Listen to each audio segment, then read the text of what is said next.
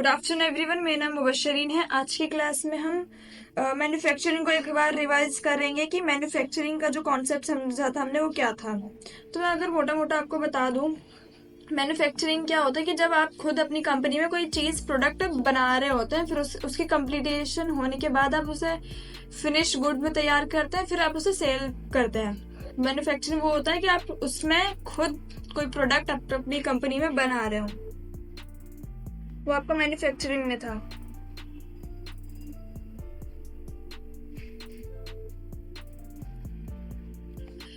उसमें कुछ एक कंप्यूटर से रिलेटेड हमने रॉ मटेरियल बनाया था कि कंप्यूटर अगर हम बनाए तो उसमें क्या क्या चाहिए हमें।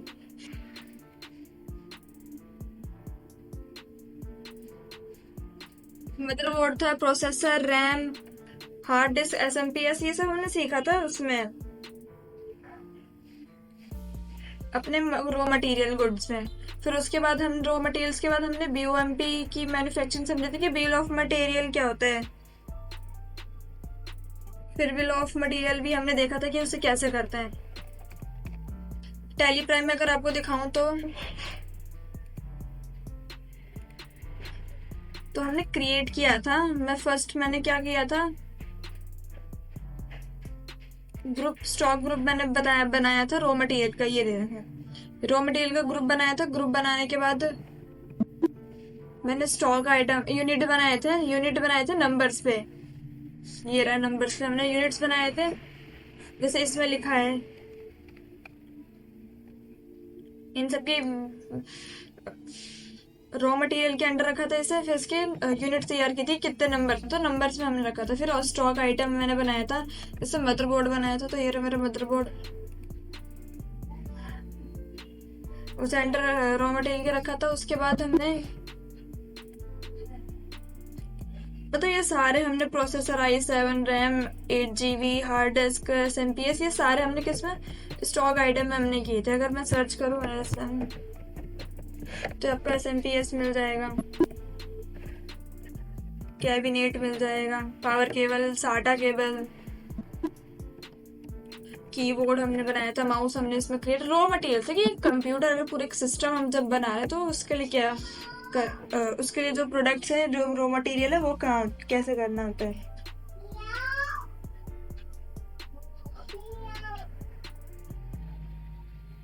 रॉ मटेरियल बनाने के बाद हमने स्टॉक आइटम फिर परचेज किया था। उसे नॉर्मल से परचेज करते हैं, F9 से हमने उसे परचेज किया था। परचेज करने के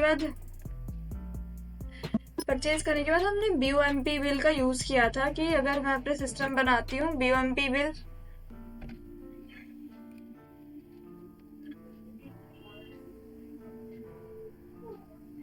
मैंने इसके बारे में बताया था कि अगर आपको एक प्रोडक्ट बना दे तो उसमें बनाने में क्या क्या, उसकी पूरी डिटेल मांगते हैं कि उसे मैन्युफैक्चर करने में क्या इन्फॉर्मेशन गई। तो बीओएमपी में हमने वो सीखा था।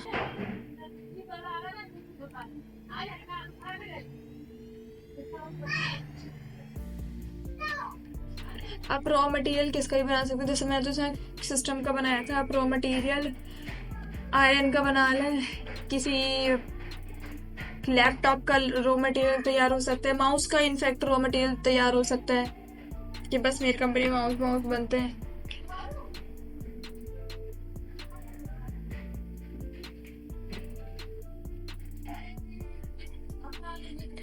बीओएमपी बिल हमें कंप्यूटर का तैयार करना पड़ा था कि उसे एक प्रोडक्ट अगर एक बनती है तो उसमें क्या क्या हमें देना पड़ता है।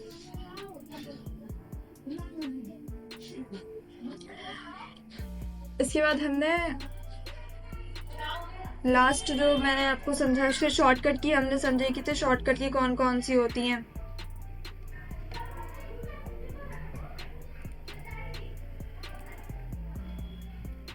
यहाँ शॉर्टकट की टैली प्राइम में सीखी थी कि किसी वाउचर में जाना हो, कॉन्ट्रा में जाना हो तो क्या शॉर्टकट की है, रिसिप्ट वाउचर में जाना हो तो क्या शॉर्टकट की है, जनरल में जाना हो या सेल में जाना हो तो क्या है, परचेज के लिए सीखी थी।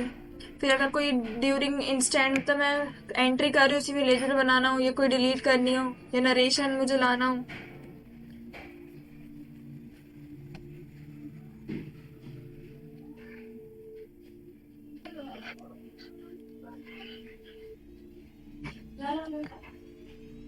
जीएसटी का पोर्टल ऑन करना तो LTP था। मतलब हमने ये सारी शॉर्टकट की अपने उसमें देखी थी, 3-4 पार्ट्स में हमने इसे डिवाइड करके सीखा था कि F4 से क्या होता है, F5 से क्या होता है, F9 8 Alt C D R A X U R।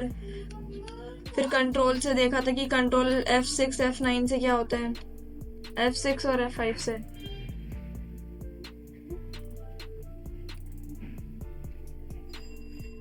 Control enter से हम ग्रुप या लेजर के बारे में डिफाइन कर पाते हैं।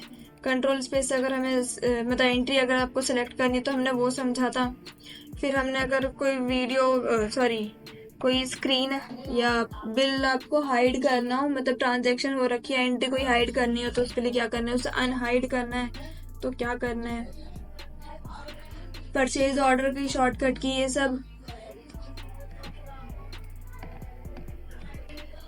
ये सब हमने सीखा था टैली प्राइम में। इससे रिलेटेड और शॉर्टकट की है जो मैं आपको आने वाली वीडियो में समझाऊंगी कि टैली प्राइम में बहुत सारी शॉर्टकट्स की हैं, उन्हें हम डिटेल में समझेंगे वीडियोस में। आने वाली वीडियोस में हम समझेंगे कि टैली प्राइम में और कितनी शॉर्टकट की रहती हैं।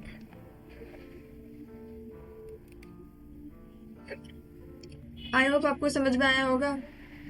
पहले हमने मैन्युफैक्चरिंग का आपको पता चल गया होगा कि हमने क्या किया, कितनी क्वांटिटी उसके रेट पर अमाउंट लिए थे।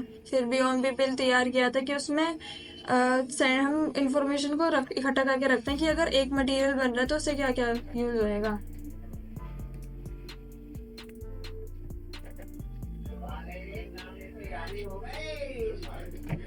अपनी कंपनी में हमने सीखा था कि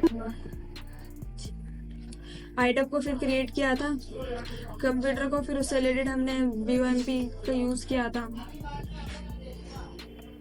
तो आपको मैन्युफैक्चरिंग का हो गया, शॉर्टकट की हमने रिवाइज कर लिया। उससे पहले मैंने आपको काफ़ी सारे प्रिंट, लोगो, परचेज ऑर्डर, सेल ऑर्डर, फिर cell return, purchase return, debit note, credit note, interest calculation और बिल वाइज डिटेल, ये सब आपको मैंने समझा रखा है। प्राइस लेवल है, स्टैंडर्ड रेट्स हैं, स्टॉक कैटेगरीज है, ये सब मैंने आपको समझा दिया है। उसके बाद हमने क्या देखा था कि हमने फिजिकल स्टॉक के बारे में बताया था कि फिजिकल स्टॉक का यूज क्यों करते हैं। मेमोरेंडम, रिवर्सल और ऑप्शनल वाउचर के बारे में भी बताया था मैंने आपको। अगर फिजिकल स्टॉक की बात करूं तो फिजिकल स्टॉक में हम उनकी एंट्री करते हैं जो हमने पहले एंट्री नहीं की होती है। मतलब कि आपने कोई प्रोडक्ट, जैसे आपने कोई आइटम खरीदा है, बेचा है, लेकिन उसके साथ जैसे परचेज किया, कुछ 500 कीबोर्ड परचेज किया, उसके साथ 5 फ्री मिले, तो उसकी हम एंट्री करना भूल जाते तो हम किस में करते हैं, ऑप्शनल वाउचर में। कंट्रोल L से ऑप्शनल का हमारा सिस्टम ऑन हो जा रहा था, हमने वो सीखा था ऑप्शनल वाउचर में। और इसकी रिपोर्ट कहाँ देख रहे थे हम, अपने डिस्प्ले पे जाने के बाद आपको एक्सेप्शन रिपोर्ट्स पे जाना था, फिर ऑप्शनल वाउचर में जाना था आपको। तो आपको यहाँ जैसे दिख रहा था, अगर ये जैसे सेल मिल रहा है ऑप्शनल, कस्टमर 1 ने ले रखा है, वॉशिंग मशीन ऑप्शनल में थी हमारे पास, तो अगर मैं इसे एक्सेप्ट कंट्रोल ऑप्शनल से हटा के रेगुलर फॉर्म में एक्सेप्ट करा दूंगी तो वो हट जाएगी। यहाँ से of list of all optional vouchers आपकी हट गई। तो हमने ये समझा था। इसके बाद बैलेंस शीट समझाई थी, बैलेंस शीट में क्या होता है, क्लोजिंग स्टॉक समझाया था, ओपनिंग स्टॉक समझाया था। तो ये मेरा क्लोजिंग स्टॉक अगर मैं नॉर्मली बताऊं तो ट्रायल बैलेंस में हमने समझा था। ट्रायल बैलेंस में क्लोजिंग स्टॉक का कि मेरा बचा हुआ सामान कितना है, एसेट क्या है, लायबिलिटीज क्या है। ओपनिंग में हमारे स्टार्टिंग में क्या कितना कितना है मेरे पास, एसेट्स कितना है। और क्लोजिंग जब एंडिंग होता है वो। फिर हमने फाइनेंशियल ईयर समझा था कि अगर चेंज करनी हो, कंपनी चेंज नहीं करना है, कंपनी सेम रखनी है और उसी में मुझे आगे ट्रांजैक्शन करनी, तो हमने फाइनेंशियल ईयर कर दिया था। उसके बाद हमने GST कॉन्फ़िगरेशन सीखा था। GST कॉन्फ़िगरेशन में हमने क्या कि IGST, SGST या GST कितने टाइप्स के होते हैं, हमने ये सीखा था अपने टैली प्राइम में कि GST कितने टाइप्स के होते हैं और सेंट्रल में किस किस टैक्स का यूज होता है। फिर स्टेट लेवल में क्या होता है, उसके स्ट्रक्चर, रेट ऑफ स्ट्रक्चर समझे थे। फिर उसे फिर एक एक करके हमने डीपली डिस्कस किया था कि जो 0% जो नो टैक्स वाले हैं, फिर 5% में क्या क्या स्टॉक या गुड्स इंक्लूड होते हैं, सर्विस इंक्लूड होती हैं। 12% में कितनी होती है, 18 में, 28 में, ये हमने सब सीखा था। फिर टाइप्स ऑफ जीएसटी सीखे थे, कितने टाइप्स के होते हैं। तो 3 टाइप्स के, मेनली 3 टाइप्स के होते हैं, एसजीएसटी, सीजीएसटी। तो इंटर में फिर डिफरेंस समझा था। तो हमने जीएसटी भी कॉन्फ़िगरेशन समझी थी अपने टैली प्राइम में। कंपनी में फिर मैंने आपको बताई थी कंपनी में कैसे अनेबल करना है जीएसटी को, लेजर में कैसे, स्टॉक आइटम में कैसे करना है, स्टॉक ग्रुप में कैसे अनेबल करना है जीएसटी को, फिर उसकी एंट्री कैसी करनी है, परचेज हो चाहे सेल कर रहे हो। तो उससे रिलेटेड मैंने आपको जीएसटी समझाया था। आई होप आपको इतना समझ में आया होगा जीएसटी का। जीएसटी का नहीं आएगा तो मैंने आपको वीडियोस में, प्लेलिस्ट में आप जाके चेक कर ले डीपली, क्योंकि मैं दोबारा से डीपली अगर मैं दोबारा समझाने लगूँ तो बहुत टाइम लग जाएगा। तो आज की हम यहीं तक फिनिश करते हैं रिविजन्स को। नेक्स्ट वीडियो में अब नई चीज़ के साथ मिलूंगी जो आपने नहीं सीखी होगी कहीं पे। आई होप आपको समझ में आया होगा रिविजन्स का जो भी पार्ट था।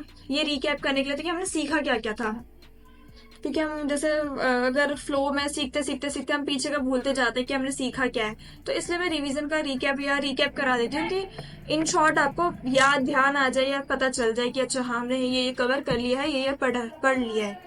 आज के लिए इतना ही। वीडियो अच्छी लगी हो तो लाइक एंड सब्सक्राइब करें, या से रिलेटेड कोई क्वेरी क्वेश्चन हो कमेंट सेक्शन में पूछ सकते हैं। Thanks for watching. इस वीडियो के बारे में आपकी क्या राय है, हमें नीचे कमेंट सेक्शन में बताएं। वीडियो को अपने दोस्तों के साथ शेयर करें। कृपया चैनल को सब्सक्राइब करें। धन्यवाद।